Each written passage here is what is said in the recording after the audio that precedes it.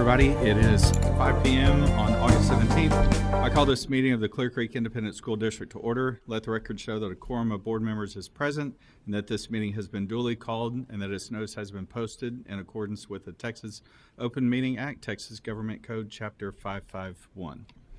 And with that, I don't believe we have any community input. And we'll step to our action items. Consent agenda. Mr. President, Yes. I move to approve the consent agenda as presented. All right. Thank you, Trustee Cheka. Motion is on the floor. Any discussion? I just wanted to highlight, I noticed when looking at the report, one of the names, and I'll just call her out, Sarah Baker, over at Creekside, ELA. I have seen this child basically grow up from kindergarten to now teaching in our district. So these are the types of individuals that we're hiring. I know she's going to do a good job. Her mom works in the district, and I'm just ecstatic to have her. But it just goes to show that we hire our own, and our teachers have a vested interest in our community. So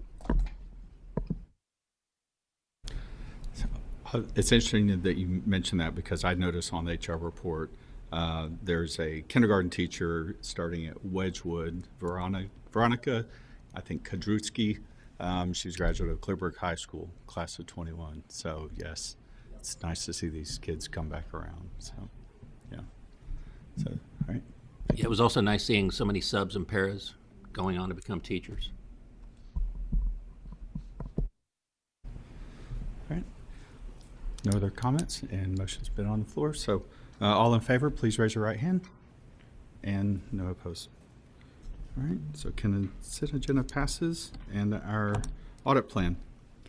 Okay, thank you. So the Institute of Internal Auditors International Standards for Professional Practice of Internal Auditing states that internal audit department plan for engagement must be based on a documented risk assessment undertaken at least annually. And the Texas Education Agency recommends school districts with an enrollment of more than 5,000 students conduct periodic risk assessments of all operations. And Ms. Jennifer Easton does that for us and does an outstanding job, and she will present the risk assessment and the audit plan for the coming school year, and then open to any questions that you have. And I do believe you have a copy of the audit plan at your desk. Thank you.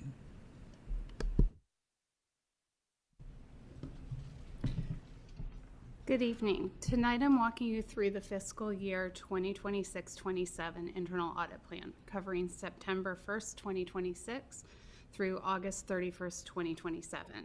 I'll walk you through why we build the plan each year, how the risk assessment was conducted, what the risk assessment told us, and then the projects I'm proposing.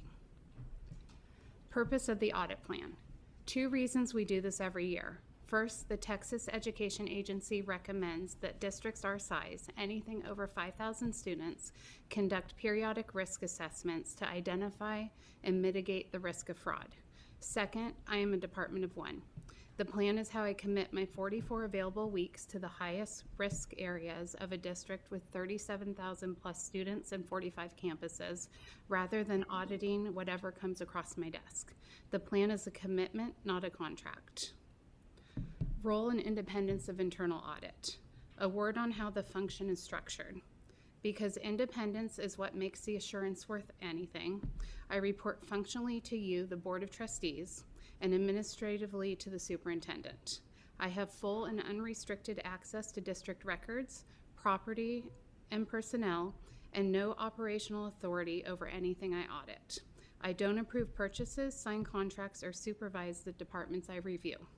The work follows the Institute of Internal Auditors, Global Internal Audit Standards, and its Code of Ethics, GAO Government and Auditing Standards where applicable, and TEA's Financial Accountability System Resource Guide. Risk assessment process. The plan is not built on intuition. In the spring, I sent an online questionnaire to 60 district budget managers covering 21 areas: budget size, cash handling, grants, inventory, and fixed assets, staffing turnover, system changes, sensitive data, and prior audit history among them. Those responses feed a weighted scoring model, which produces a risk score for every auditable unit. The scores populate the risk matrix and the ranking, and the highest ranked units that haven't been audited recently become the plan. Professional judgment still applies at the last step. The model informs the decision, it doesn't make it. Risk weighting. Here's how the weighting is distributed. Financial factors carry the heaviest weight at 42%. Budget size, purchasing, revenue collection, activity funds, grants, and inventory. Personnel is the next 26%. Turnover in a leadership role is one of the strongest predictors of control breakdown we see. Technology and data security is 12%. Prior audit coverage 10%, and regulatory oversight and reputational impact each 5%. If the board wants different emphasis, that's a conversation I welcome because these weights are a judgment call I make. Risk matrix heat map. This is the output of the model. Every auditable unit is plotted by impact along the bottom and probability up the side. So the units drifting toward the upper right are where exposure concentrates. Transportation, maintenance and operations, GBC DHH, athletics, and visual and performing arts. Most of the district sits in green and yellow, which is where you want to see it. Two caveats I want on the record. This is a point in time picture, and emerging risks during the year can outrank anything on this page. Risk ranking. Here's the same data as a ranked list. The top 12 of 37 auditable units with where each ranked the 2 prior years. The rows in blue are the 5 departments I'm proposing for this year. The gray rows were all audited within the last 1 to 2 years, so the marginal value of returning to them now is low. Library and Media Service hasn't been reviewed since 2017. Special Services has never been audited, and Human Resources not since 2020. Ranks move year to year for ordinary reasons: a new director, a budget change, a system implementation, or a recent audit that lowered the score. Tax Office moving from 22 to 10 is the clearest example this year. Proposed fiscal year 2026-27 projects. There are 9 performance audit projects I'm proposing, totaling 32 weeks. Campus audits account for 10 of those weeks and cover 17 campuses. 8 elementary, 5 intermediate, 4 high schools, and there is much training and guidance as they are testing. The department engagements come straight off the risk ranking. GBC DHH funding compliance under the Shared Services Agreement, Library and Media Services with its inventory exposure, Special Services contract utilization, a comprehensive review of the Tax Office, and Human Resources leave administration and certification compliance. The last line, special request, is 3 weeks I hold open for administrators who ask for a review during the year. Allocation of audit resources. Here's the whole year in 4 numbers. 44 weeks are available after holidays and leave. 32 go to the performance audits you just saw. 2 go to follow-up review of the campus bookkeeper audits to confirm the recommendations were implemented. 10 go to non-audit services, continuing education, booster club training and guidance, employee training on activity funds, fraud prevention, conflicts of interest and cash handling, and general governance questions from employees and parents. That leaves 0 unassigned weeks. Flexibility during the year. One important qualification: approving this plan does not lock the year. Emerging risks, a change in district priorities, a request from this board or the superintendent, an allegation that requires an investigative audit, any of those can change what I work on. When the plans change materially, I bring it to the Finance Committee rather than making the change quietly. That's the accountability loop around the flexibility. To close, this plan is how we put a limited resource audit function where the district's risk actually is. It supports the board's goals of accountability and transparency. It's built in partnership with departments and campuses, and it stays flexible enough to respond if something changes during the year. With that, I am recommending approval of the 2026-27 internal audit plan. Thank you, and I am happy to answer any questions. Great job. Thank you, Ms. Eason. All right, I'll open up board. Oh, thank you very much for that detailed report, and you are a Department of One, so thank you very much for all your hard work. Quick question, you said the library services had not ever been audited. Is there a particular reason? No, or- they were audited back in 2017. 2017, Yes. okay, I misunderstood that. And then the other one, there was one from 2020. which Yes, is only special 6 years. services has not been audited. It could have been audited years ago under a different name, but special services, the department as we have it now, has not been audited. Okay, and thank you again for all your work. You're welcome. All right, go ahead. Thank you, Ms. Eason. First, I just want to thank you for just the attention and the time that you spend on things that people otherwise take for granted. In a district our size, I know we've talked over the years about processes and procedures that sometimes fall out of scope of what we should be doing, but become more a reflection of the people who have been in certain roles leading that work. And over time, like anything, sometimes they become more lax, sometimes they may miss a step. Inconsistency across our campuses, across our departments is something that we have to stay very focused on. And so I appreciate you spending the time that you spend to make sure that that's something that we're looking at and that we take into consideration. And I think especially in an environment that we face year after year from a financial perspective and a resource perspective, savings and effectiveness on student learning and instruction and teacher support and retention, I think, is a direct reflection of how consistent we're being from this perspective. And so thank you for spending the time on that. I think I really just want to mention, with all of the areas that you've identified that require your time, just to make sure from year to year that we're helping booster clubs and people that are touching any cash, whether it's fees or donations. I just want to thank you for keeping an eye on that, because I do know that we've seen over the years districts that have fallen away from placing that as a priority and find themselves in a position where student opportunities are negatively impacted. And while it may not be a significant part of our budget, it definitely impacts our reputation and the transparency that the community otherwise then starts to associate with our practices in everything that we do. So fundamentally, I think the work that you do, I know you mentioned an office of one, but I do believe that everyone is accountable. Everyone recognizes, I would like to believe that everybody recognizes that their actions and their work and their outcomes and consistency of those things are a direct reflection of the things that you focus on. And when those things fall out of line, your ability to highlight that for us in a way that is not judgmental or has no supervisory authority, I think just really reflects our commitment to excellence within the district. So I just want to say thank you for the time that you've spent. You go through these charts and it sounds pretty simple and easy, but I know that there's a lot of thought and detail that goes into all of them. And so I just want to say thank you. I don't think that this is as strong in districts across the state, and I do appreciate that if the state legislature recognized that this level of fidelity around audits was taking place, maybe it would change the conversation in Austin. So thank you for that. Thank you. Thanks, Trustee Sanchez. Anyone else? Go ahead. Ditto. As you were speaking, I thought to myself, just the facts. Your reports are just the facts. They're, like you said, there's no bias. It's just giving us the facts.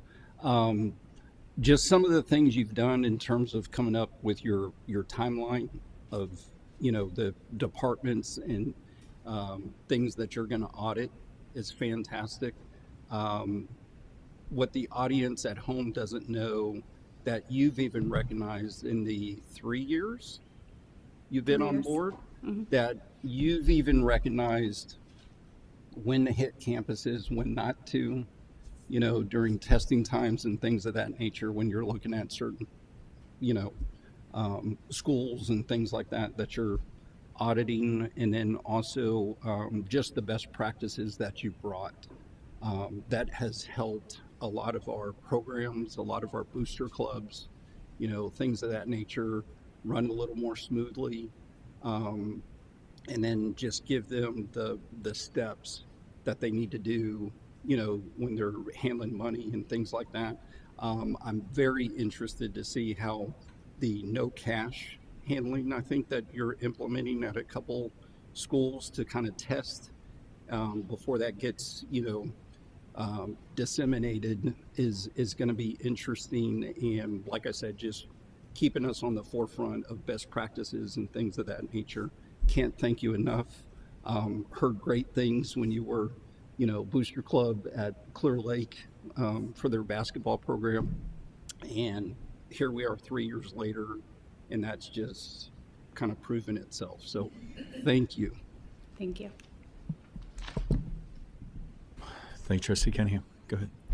Yeah, I've been on the finance committee the whole time, and I've enjoyed your reports, but really the proof is in the pudding, and we've seen results, and that's what it's really about. I think you've helped this district in ways you probably don't even realize.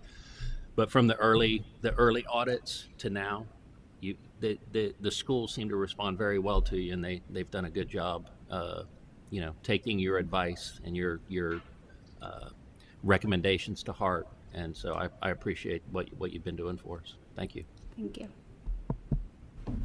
Thanks, Trustee McKay. Go ahead. Yep, just kind of echoing what everyone said. This is such a, you make it look easy, and I love that you said, I'm one. But I also think it's a good example of how we're as a district looking in and seeing where can we be better. We are in tight times and we're having to cut back and really realign and reimagine what our district looks like. And I think this is a prime example of how we're looking to see where we can do better. And so you are a huge part of that. So thank you. Thank you. All right. Thank you, Trustee Checa. Go ahead. One other quick thing, Dr. Engel, and maybe just for our community, just to make sure that there's no confusion. I know Ms. Easton referenced library and media services and special services that had, I think that's what you mentioned, that had not had audits in some years. I think that while it may not have had focused audit, that it doesn't mean that it hasn't had close program reviews, assessments that we've looked at programmatically from the district perspective, and that ultimately we've ensured that there's consistency with policy and regulations that we know are required. And so I just want to make sure there's no confusion that an absence of an audit, a focused audit, doesn't mean that we have not done that. But I just want to make sure we touch on that. And it was absence of an internal audit. As an internal audit, Yes. correct. Okay. Yeah, and we definitely, especially with special services with the federal, we have a lot of review, whether it's in student IEPs and folders and everything. We have multiple reviews on our special services. And so, yes, you're absolutely right. But this is that different, different look from inside the organization, not that external. Yeah. Thank you. Yeah, thank you. And so echoing what they said, and I, from meeting with you and hearing your reports in the meetings, one thing that I don't see in here is how you take the time to put like an improvement plan. Whenever there are findings with whether it's a booster club or whatever, you take the time to say, we have this, but here's how we're going to work together and fix it. That focus, that attention. So, with the accountability, transparency, it's all out there, but it's really, we're working together to make sure the district and everything is in good hands. And so you've done a great job, and we appreciate you. This is great. I love a heat map. That's great. But we do appreciate it very much. So Thank you. thank you. All right. And with that, I believe we will entertain a motion. Mr. President, I move that we approve the 2026-2027 internal audit plan. Thank you, Trustee McKay. All right, motion on the floor. Any other discussion? Seeing none, all in favor, please raise your right hand. All right, and no opposed, motion passes 7-0. Thank you, Ms. Easton. All right, Next item on the agenda is our budget update. Okay, and Ms. Bensai will give us a kind of a working preview, and then this will come back to the board next week during the August board meeting. Okay, good evening. So tonight I wanted to give you an update on the 26-27 budget that we are proposing. We have really finalized it in our office. It's just a few lines you see, but it's thousands and thousands and thousands of lines with many, many departments. So I thank Mr. Kohlenberg, who is he over there? He's over there, for all of his hard work. It's been a lot of effort in the budget, and so tonight I'm going to give you an overview. Next Monday night we'll have the public hearing, and it'll be a little bit more in depth, but the numbers won't change.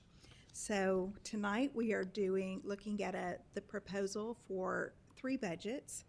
The general fund, which has proposed expenditures of $432.4 million. The debt service fund at $111 million in proposed expenditures, and child nutrition at $20.4 million in expenditures. And these are all the three budgets that the board is required to annually approve. And we'll also have an overview of the 2026 tax rate.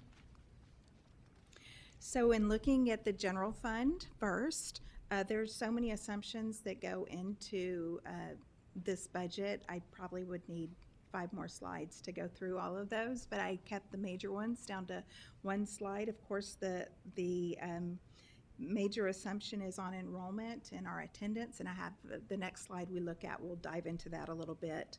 But I am basing this budget on an enrollment of 37,718 students with an attendance rate of 95%, which we've achieved over the past couple years. Our property values, certified property values came in. They actually were very flat after when we compare certified last year to certified this year. Very flat, and actually we may see some decline this year after some property value appeals and protests go through. So that was interesting to see that. One thing that I did include in this budget that I haven't typically included in prior budgets is a property value audit revenue. This is something, this past year we received $8.5 million from, we go every year to the state and say, look at our property values, look at how much property value we've lost over this year. It might have been over several years. So they will approve our reduced property values, and then they will give us more state revenue.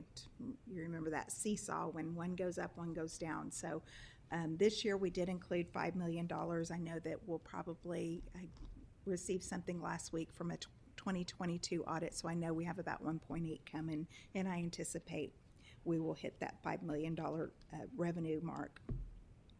I also have to make an assumption on how much the state will provide for us for this hold harmless they now give for our the homestead of the elderly and disabled, and so I have $2.7 million in that. Last year, or for 25-26, I had about $7.5 million. We didn't hit that target, so it's one of those numbers. It's very hard to estimate until you actually get additional data.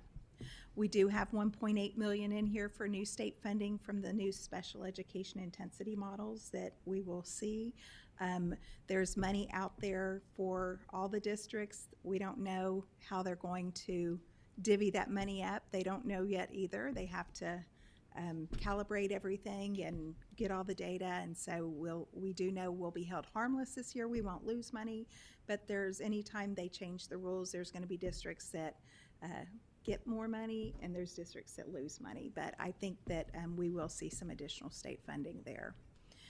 And then the budgets that you see tonight have an M&O rate of not changing at all this year at 69.9 cents, and an interest and sinking rate of 27 cents for total flat 96.9 cents on our tax rate. And I'll talk a little bit. I have some information on the interest and sinking rate that I want to share with you. And then our tax collection rate, we've anticipated to be 99.25. We always do a great job at collecting our taxes. We're currently at 98.93% through the end of, I believe that's the end of July. So I feel comfortable with that number. So this is an awesome dashboard that Dustin Harden and his team have created, and I wanted to explain it a little because anytime we start looking at numbers for enrollment, you have to see what day it is at the beginning of the year. So let me explain a little bit. Every year we have our number of students on the rolls that we expect to come on the first day of school. And so this year, well, if we look at last year, we had 39,090 students. And what happens is after the first day of school, those attendance clerks will start removing the students, their no-shows. They start removing them from the rolls after that first day. And so you can see that where last year our enrollment went from 39,090, and after the first day it dropped to 37,742. So that's 1,200, 1,300 students. Well, this year, and if you look at all the trends of the years, the trend is there. So we started with 37,979 students on the books. After the first day, we had dropped 1,200 students after they pulled those no-shows off. The good news is that you don't see on here because it didn't update it, that as of today, we're up to 37,354 students. So since that first day, we've enrolled 572 students. So they're coming, and this historically is just what happens. Dr. Engel and I were looking last week at daily trends, and by about September 1st, we'll have a good idea that first week of what our snapshot will look like for the year. So I feel like this number is on target with what the demographer had projected. Hopefully, we'll get more than the demographer had projected, but in any case, I think we're going to be pretty close with that. So that's great news for that. So looking over at the general fund forecast, what I've given you is the audited numbers for 24-25, the budget for 25-26, what we anticipate to happen for 25-26, and then the proposed budget for 26-27. So the good news on this year's 25-26 budget, last year at this time you adopted a $12.5 million deficit. Probably about a month or two ago, I came in and said I think we'll be half of that, but I think it's going to be even a little better than that. So right now I have about a $4 million deficit, but we do still have a couple large adjustments that we have to make. So we'll know more. We'll be able to estimate that closer in about a month after we can, maybe a little longer, start closing out the books. But so what we'll do with that $3.9 million, if it comes to that, is we had reserved $12.5 million in capital and contingency, and so we'll only take whatever the deficit comes to cover that, so that we can maintain the same level in the general fund balance. A couple notes about why did we have a $12.5 million deficit and come in less than that. Our revenue hit very close on target. Even though we lost about 700 more students than we anticipated, we received about $8.5 million in property value audit funds that I spoke about earlier that we hadn't budgeted for. And we also sold some land, which brought in some additional revenue. So that got our revenue up right where we had forecasted it. On the expenditure side, we have about $5 or $6 million in unspent payroll funds. We never spend everything we budget, but that is a very tight, on a $400 million budget, that is a very tight surplus on the expenditure side. So all of those together will result in that, cutting that deficit down.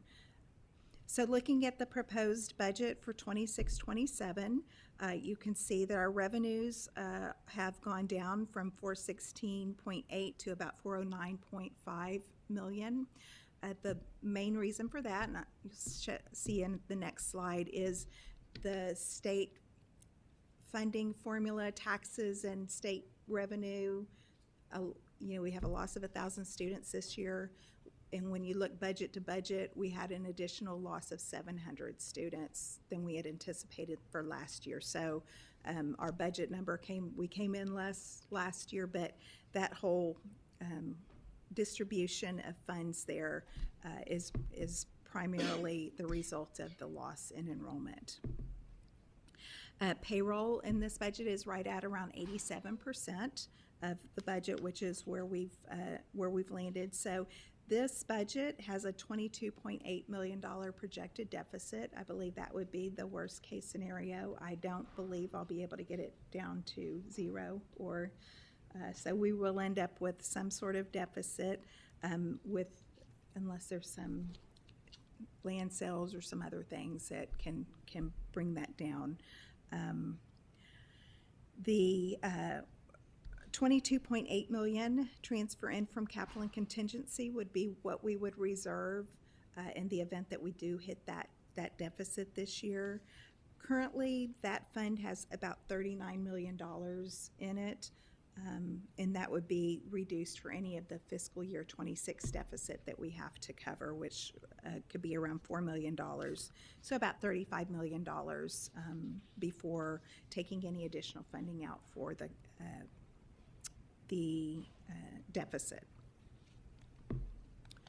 Looking at revenue changes, as I mentioned earlier, the biggest driver is that state and local funding entitlement, $15.9 million drop in revenue.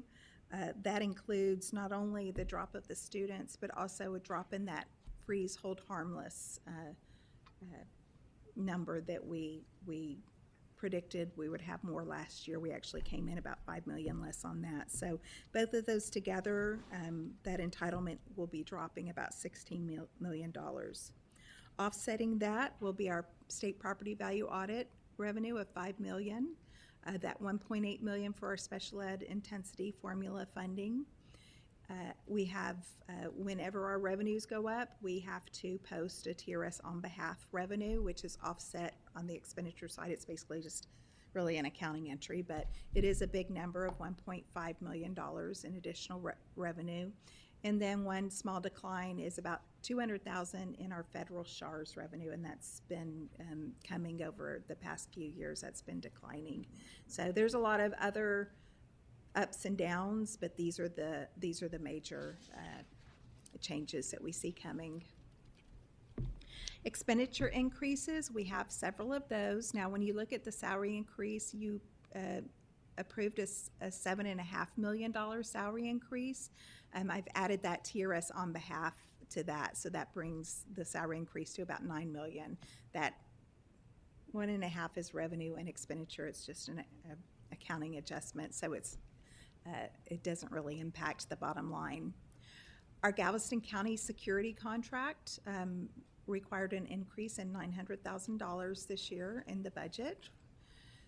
We also had some increases in maintenance and utility cost.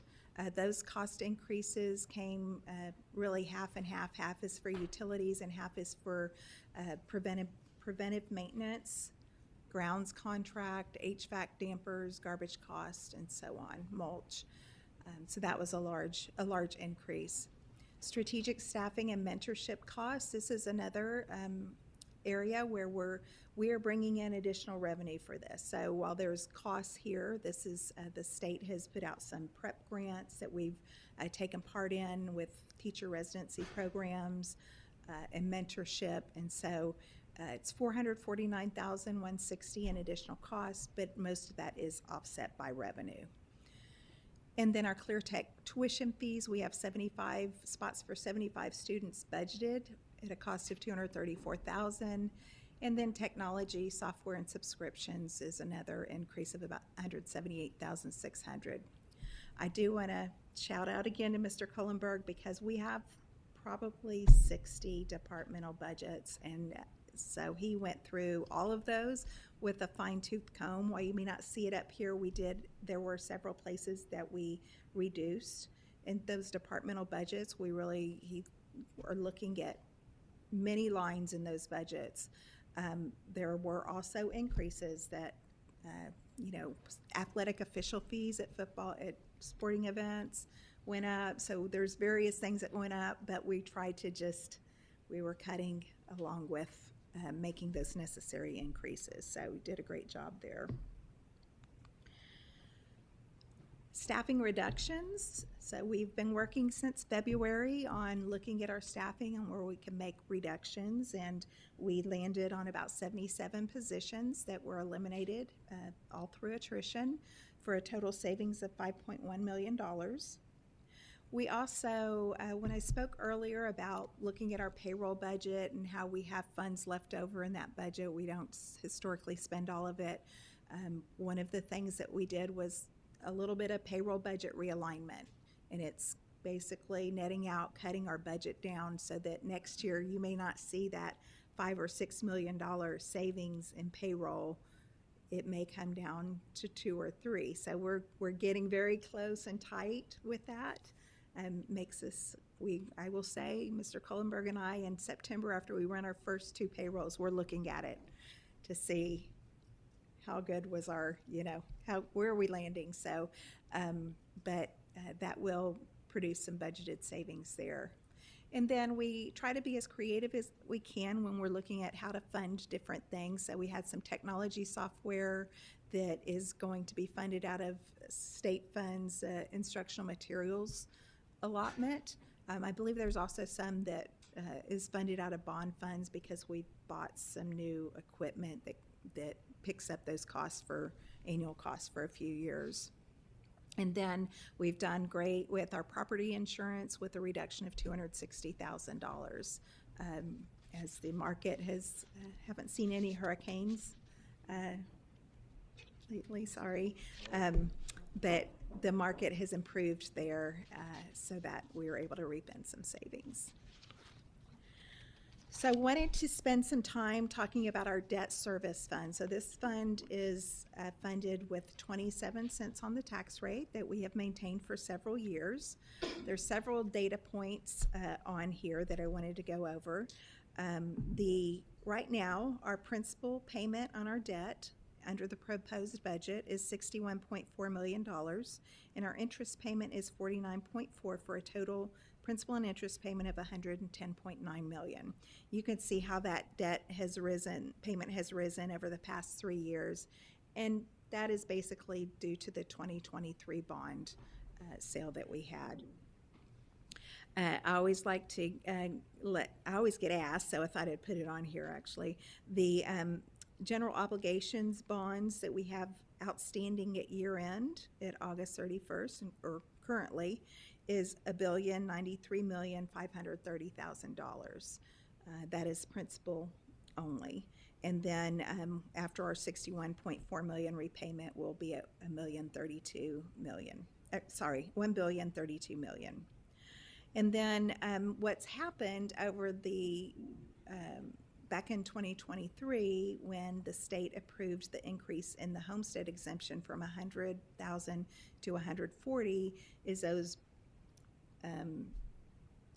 we went out and sold the remainder of our 2023 bonds so we could get that hold harmless. So you can see the impact that the state has come in and backfill the hold harmless to districts, and it jumped from $11.4 million up to $22.6 million. So proposing it will be about $22.9 million in additional state aid next year for our debt. So taking a look at our debt service fund forecast, we expect to land this year at with a deficit of about $6.6 million, bringing our ending fund balance to $37.5 million. The board's policy for the debt service fund balance is to maintain a reserve policy, maintain a minimum of 10% of our debt payment. So you can see here that at the end of this year, we're at 34%, which is good. Looking over at the proposed budget, 27 cents, because I'm really anticipating no property value growth, that revenue will stay flat there. And that will bring that proposed deficit next year to $7.6 million.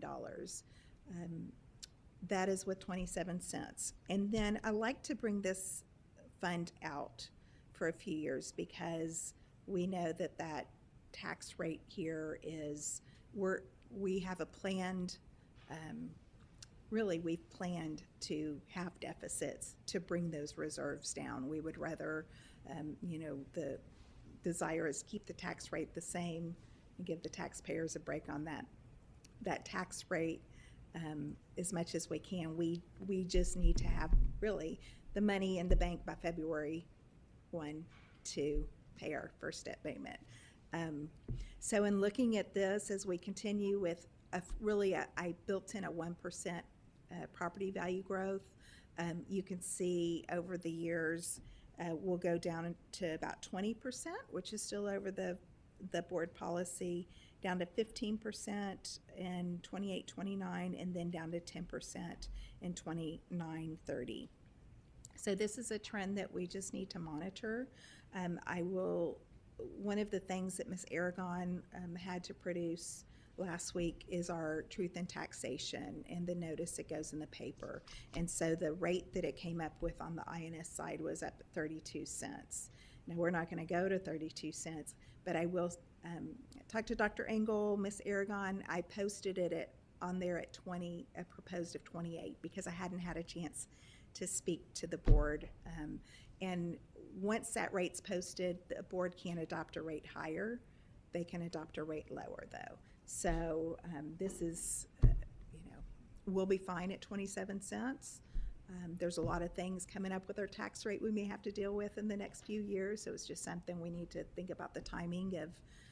I think if this pans out like this, we will have to do something in 29-30 at the latest. So monitoring that. And other thing I did want to mention is that we were, when we did this forecast back when we went out for the election, at the same time the state was coming out and we approved the election was approved, and at the same time the state brought the homestead exemption from 40,000 to 100,000, and our bonds did not qualify for the hold harmless because we hadn't sold them yet. And so we missed out on that funding, which was probably about worth a penny, $2.5 to $3 million in revenue. We didn't let that happen when it went to 100 and 140. We went out and sold the bond so we could capture that hold harmless funding. But it was just one of those things that we didn't plan. But even with that, you can see if, that we will stay within our reserve target. So I will present the budget at 27 cents, and unless you have any thoughts differently on that, then happy to discuss that. And then the final budget that the board has to approve is the child nutrition. This fund is basically funded from free and reduced federal revenue and student meal fees. And so it's usually runs a very close balanced budget. We have a $20.4 million revenue and $20.4 million expenditure, with leaving a net position of $12.4 million in that fund. So our next steps, August 24th, we'll have a public hearing on the budget and tax rate, and we will ask the board to approve the 26-27 budget. And then in September at the board meeting, we will adopt the 2026 tax rate. And that will be the final steps for this budget season. It will start all up again in October. So with that, I'll be happy to answer any questions. Thank you, Ms. Benzai. All right, I'll open it up. Go ahead, Joseph. Did the state give any explanation why the adjustment for the limitation of the homestead of the elderly and disabled went from 7.3 to 2.7? So it is a very complex formula based on values in a report that's submitted by our tax office. And they actually changed the way they calculated it as well. It's very hard to sit here in August and figure out what our freeze accounts and the value they're going to be, because she has to recalculate every freeze account every time they change the homestead. So because she has to give those folks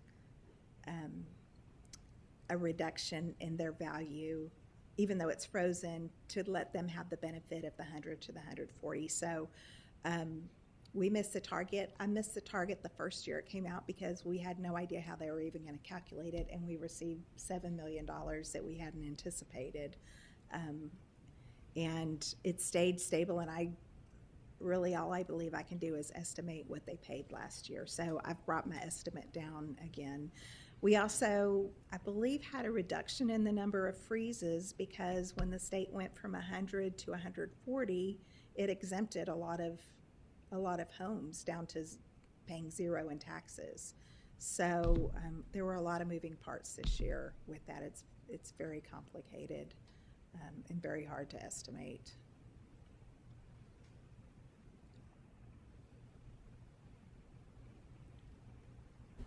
Okay. All right. Thank you, Trustee McKay. Go ahead. I have a question. On the expenditure slide for the increases where it says clear tech tuition fees for the $234,000, is that just strictly the tuition we pay tech, or does that include our admin that we have here? It just includes the tuition costs.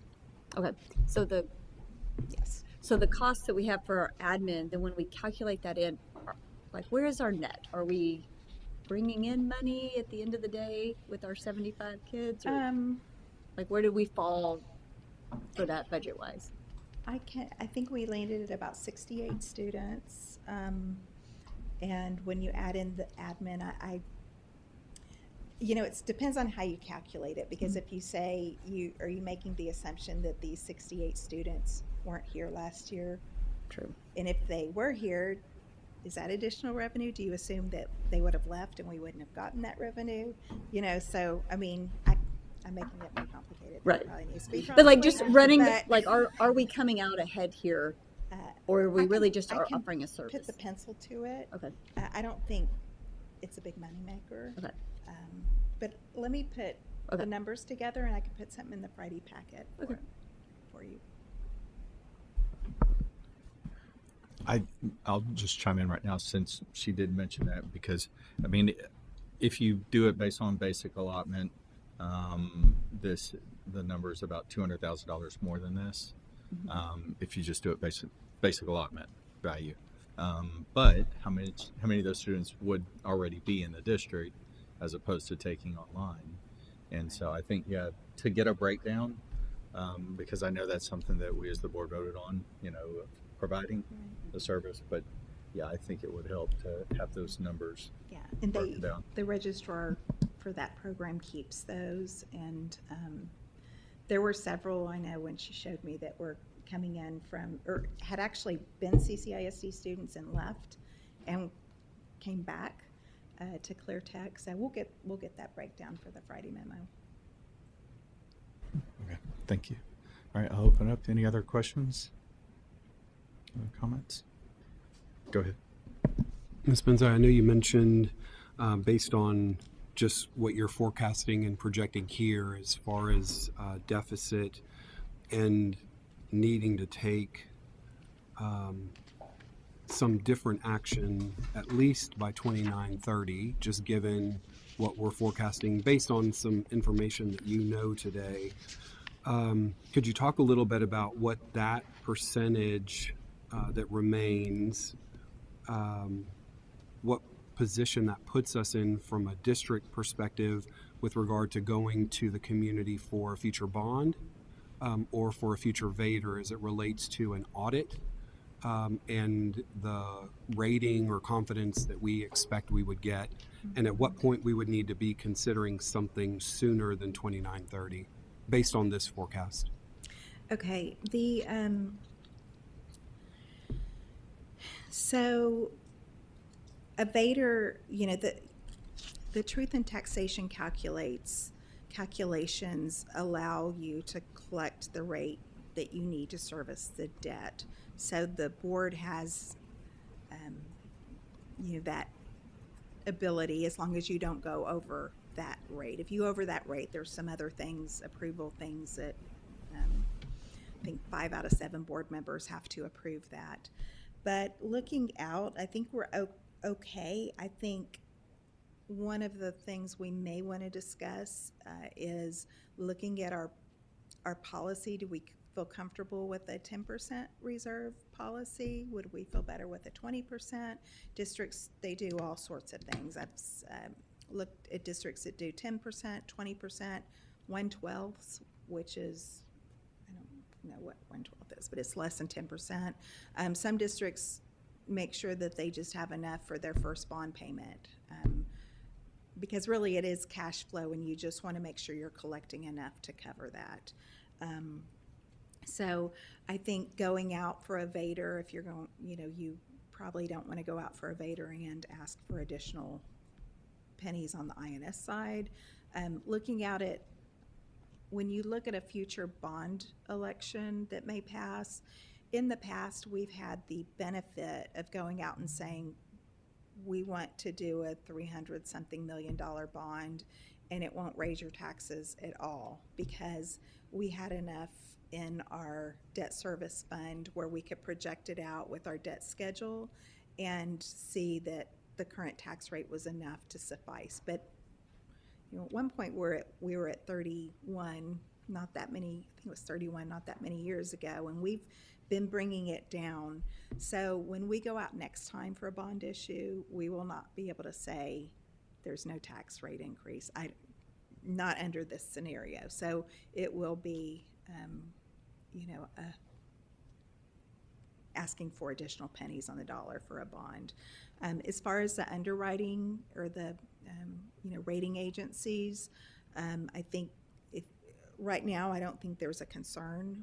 There would be a concern with that because we have enough in our reserves to cover our debt, and really over the next few years you can see we have that. So right now it's not a concern. Once you start getting down lower than 10%, it really becomes a timing issue because we need that money in the bank and we're waiting on the taxes to come in. So if we don't have any reserves in this fund, then we have to wholly depend on the state aid and the tax dollars and have it there ready to make that first principal and interest payment in February.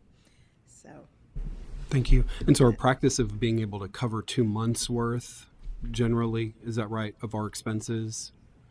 That's in the general fund. Right. That's our reserve policy in the general fund. Okay. And the debt policy is 10% of the debt payment. Okay. And so even with the 10%, so you're saying if it's less than 10%, then that's when we would? We'll need to start considering adding, according to the board policy. Yes. Okay. Okay. Thank you. Thanks, Trustee Sanchez. Any other questions? No.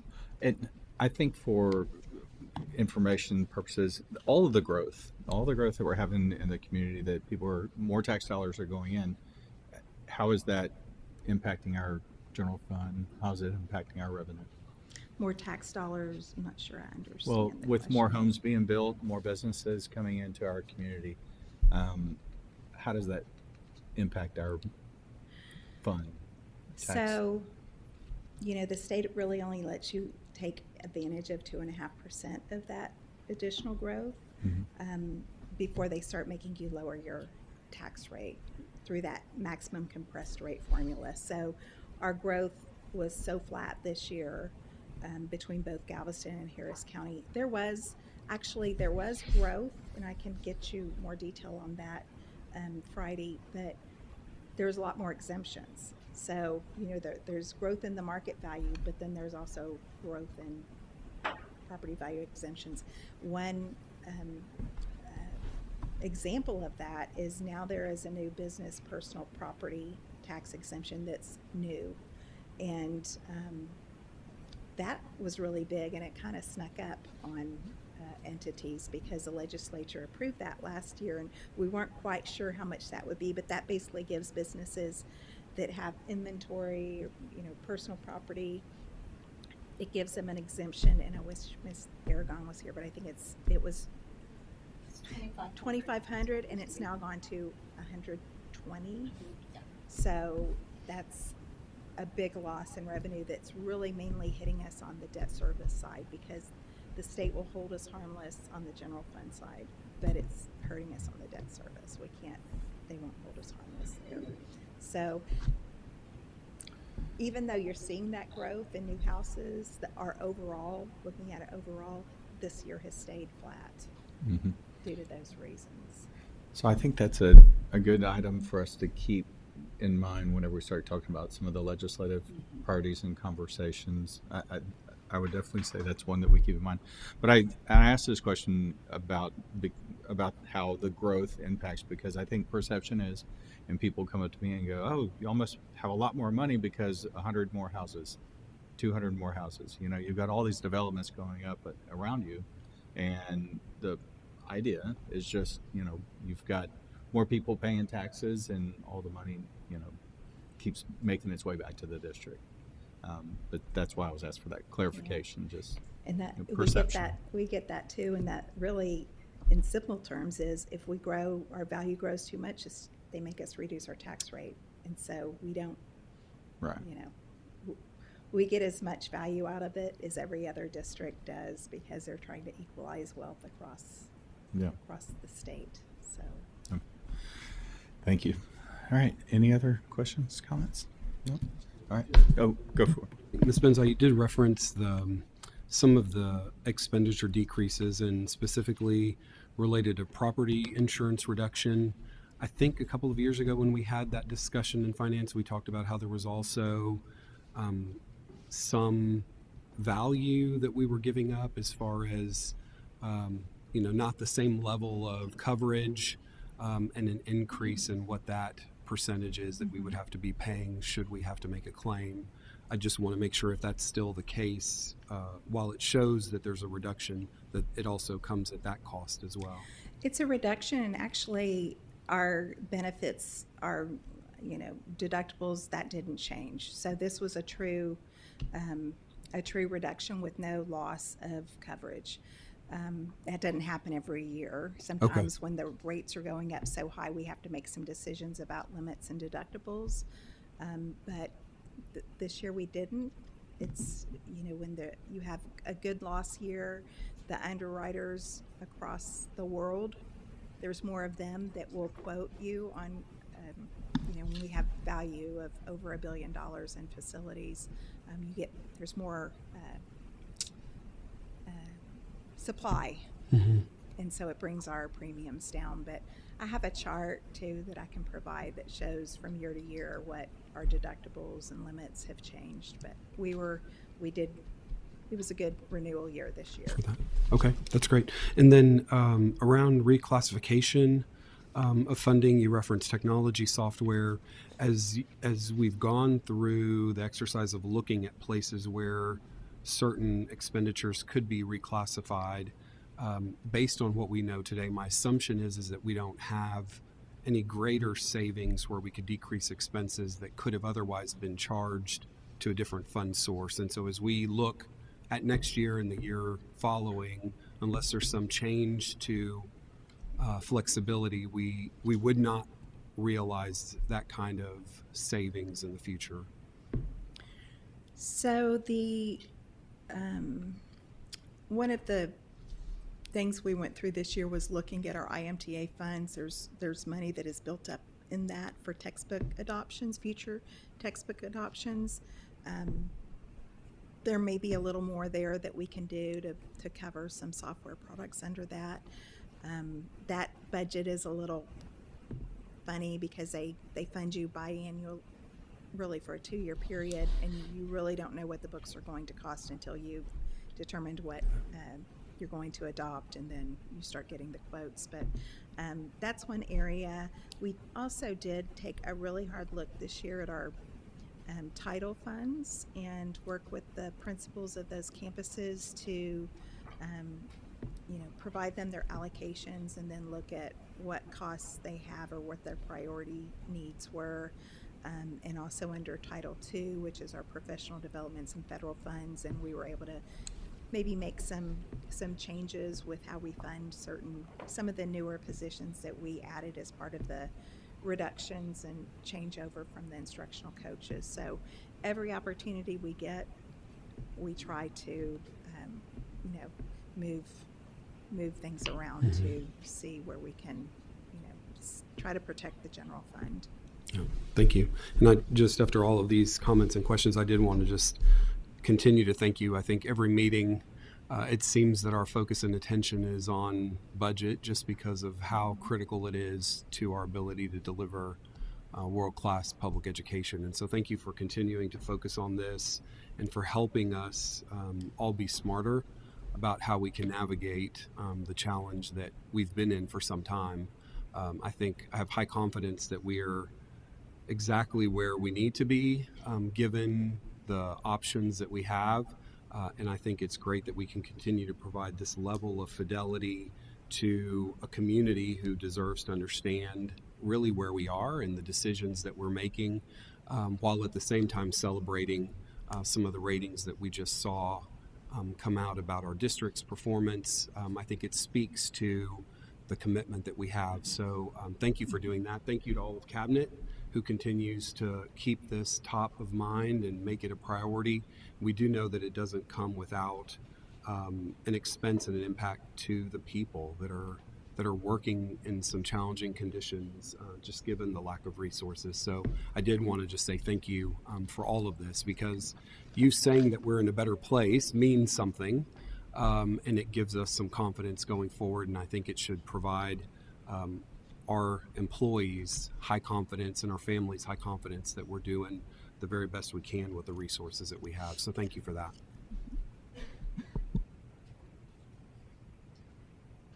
I did. I'm just going back to the insurance piece, because there was a few years ago we did have to take quite a dramatic reduction in our coverage, and so I don't know that we've quite made that up yet, but we'll get that information, because I still think we have and I don't know if that's accurate, but I know that we had to reduce the coverage and increase the amount that we were paying for insurance. We did get some offset from that.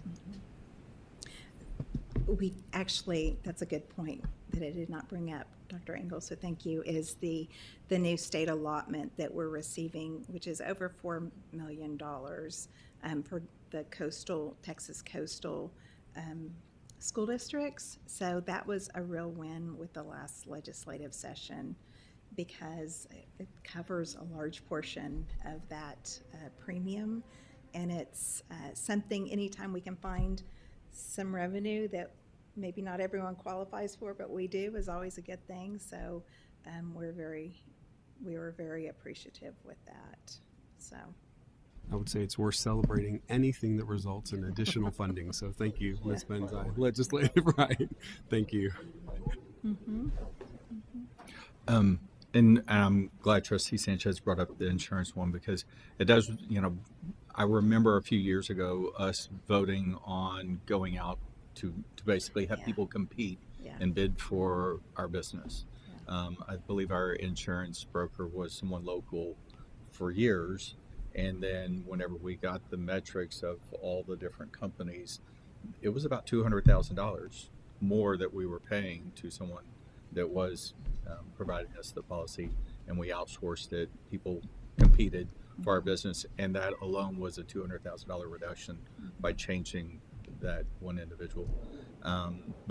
And this also reminds me of conversations recently about our goals and priorities for the district when it comes to our finances, things that we're looking at doing, selling excess properties, of course, making people compete for our business. But hopefully all of that in the long run, helps these numbers out, because it is a priority, for all of us and for the district. So, All right. Any other questions or comments? No. All right. Thank you, Ms. Benzai. I appreciate it. All right. And with that, let's see. All right. So it's 6:04. The board will now move to a closed session as authorized by the Texas Open Meeting Act concerning purposes permitted by the specific Texas Government Code sections listed on the agenda.